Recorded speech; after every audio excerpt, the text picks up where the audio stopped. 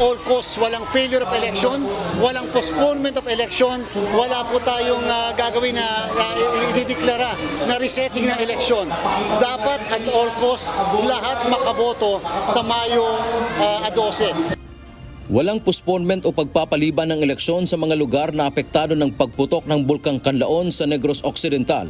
Ito ang tiniyak ng Commission on Elections o COMELEC Chairman George Erwin Garcia. Personal na nagtungo ngayong araw sa probinsya ang ilang opisyal ng COMELEC sa pangunguna ni Chairman Garcia at Commissioner Maria Norina Tangaro Kasingal. Isa sa kanilang binisita ang La Carlota South Elementary School na ginagawang evacuation center ng 100 pamilya. Gusto rin natin ipakita sa kanila at iparamdam sa kanila na sila ay makakaboto sa darating na eleksyon. Sa buong La Carlota City, may mahigit 4,200 na mga botante ang lumikas na. Samantala sa kabuuan o kasama na ang ibang bayan tulad ng La Castellana, Bago City, Pontevedra at Murcia ay halos 17,000 ang apektado. Sinisiguro din ng komisyon na makaboboto sila ng maayos bagamat pansamantala silang malilipat ng voting center o mga lugar kung saan sila boboto.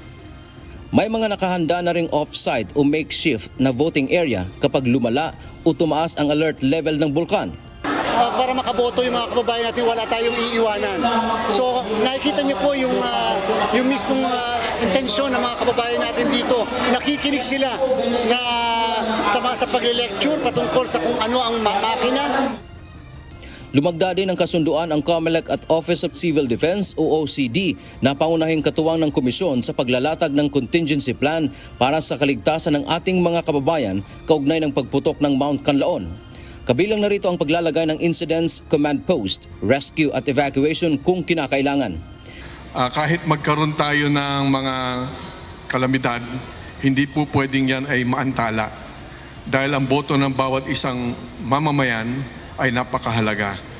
Samantala, nagsagawa din kanina ng voter education ang Education and Information Department o EID ng COMELEC. Ipinasubok sa mga residente ang mga bagong automated counting machine o ACM na gagamitin sa darating na eleksyon. Pinaboto sila gamit ang mga test ballots pero hindi totoong pangalan ng mga kandidato ang nasa balota.